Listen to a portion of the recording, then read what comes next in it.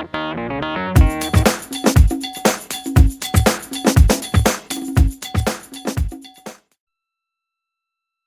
this is Kevin Benedict, SAP Mentor and Enterprise Mobility Analyst. I want to welcome you and thank you for joining us today. I have with me as guest Gregg Anderson, Director of Mobile Business Development for the Americas for the company Psion. That's P-S-I-O-N. Now, I'm familiar with Psion, having come out of the field services background of mobility, and Psion for many years has developed all kinds of industrial-grade and ruggedized devices, and I wanted to ask Gregg to join us today because I don't think we've focused much on this subject. Gregg, thank you for joining us today. Thanks a lot for having me, Kevin. Appreciate it. So let's start out, Gregg, and just talk about what market you guys focus on and how is that meaningful to somebody interested in enterprise mobility? Well, really, Psion has a broad range of sort of vertical market focus, both from kind of inside the warehouse, sort of traditional supply chain computing, and then we also have a product line which focuses on kind of outside the four walls, kind of pure mobility products that support, wide area wireless capabilities and that sort of thing. So how do you distinguish between what products are used inside the four walls and what products you would promote outside the four walls?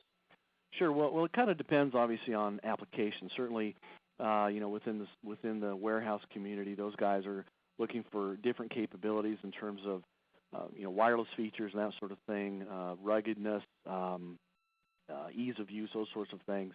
When you compare that to a mobile device, that needs to be more portable, more flexible in type applications it supports, as well as kind of the wireless connectivity it can support as well. So, there's some overlap there, but there's also some unique differentiators between those two.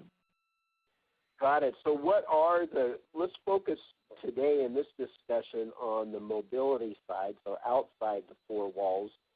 What are the kind of vertical solutions that you guys target in the mobile space outside the four walls? Okay. So really our product mix outside the four walls and those more portable, rugged types of products that we typically use in those environments would be field service, field sales, what I like to call either kind of blue-collar break-fix type guys who are out fixing HVAC units, that sort of thing. Okay. And even guys who were working on, let's say, more high-tech things, fixing copiers and that sort of thing. They all have a need to get data in the field, whether it's work orders, whether it's payment processing, whether it's schematics. There's any number of data types that those folks need to find. Another vertical we work a lot in is the transportation logistics space. These are the guys who are out delivering things on a set schedule. Oftentimes it's on an ad hoc basis, so they need to be able to access real-time information, both for customer data, addresses, delivery locations. They need spatial information for GPS coordinates, that kind of thing.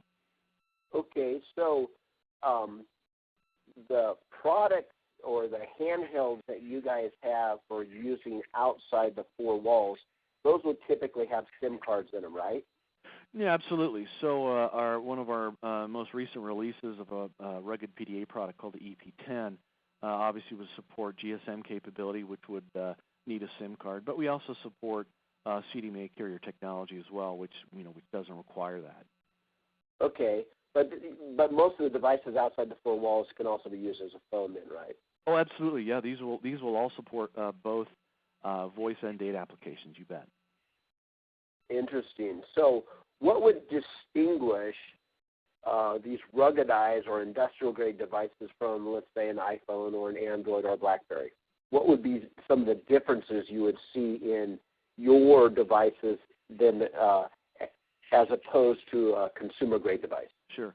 Well, I get asked this a lot, frankly, from both partners and customers, because they're sort of doing that mental calculus. Well, gee, I've got all these phones. Maybe I can use these, and certainly it's focused on the type of application you need, and smartphones often don't cut it, both from a durability perspective and even just a features perspective. I mean, if you're doing a scan-intensive application, let's say in a delivery context, where a driver is actively collecting barcodes and using that information for proof of delivery.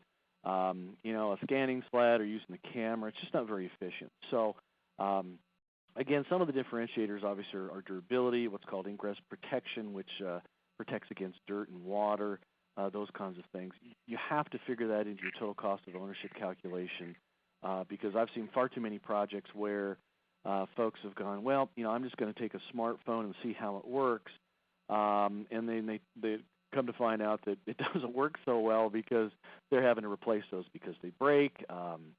It's not the right feature set for the application, and so you're trying to shoehorn a device that is not sort of ready-made for the type of application that really can provide the benefit to the enterprise you're looking for. I use an iPhone 4 as my personal device, and I know that it quickly degrades in battery life over the first year even. And to think if I had to use that for scanning barcode or some industrial purpose as well as talking and checking my email, I don't think it would last the whole day. Well, you're right. I mean, that's a real issue is kind of full shift battery life for some of these field workers, and that's why we've designed our devices the way we have, with higher capacity batteries, more efficient wireless radios, and those types of things. Because again, these are oftentimes power hungry requirements, and those thin little smartphone batteries aren't really going to cut it. Yeah, and I also was thinking, if I'm on a regular data plan through my carrier, but if I broke my device, I'm thinking it's going to cost me $800 or something to get a new iPhone 4 replacement, isn't it? It could. I mean, depending on the type of iPhone you have. Let's say if it's an older one or maybe even a newer one.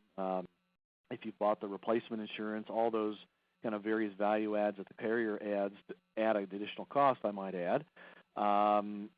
It can be oftentimes more expensive to try to use that type of product, and continue to pay for replacements and repairs than it would be just to, again, get the right solution at the front end and do that analysis as part of your decision-making process. Interesting. So let's talk about some of the components of a ruggedized device that would make it more usable and durable, as you put it.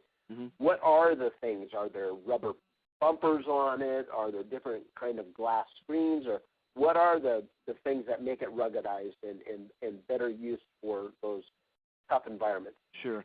So probably the two most important components you need to look at when you're considering a rugged device like this are really kind of two measurements.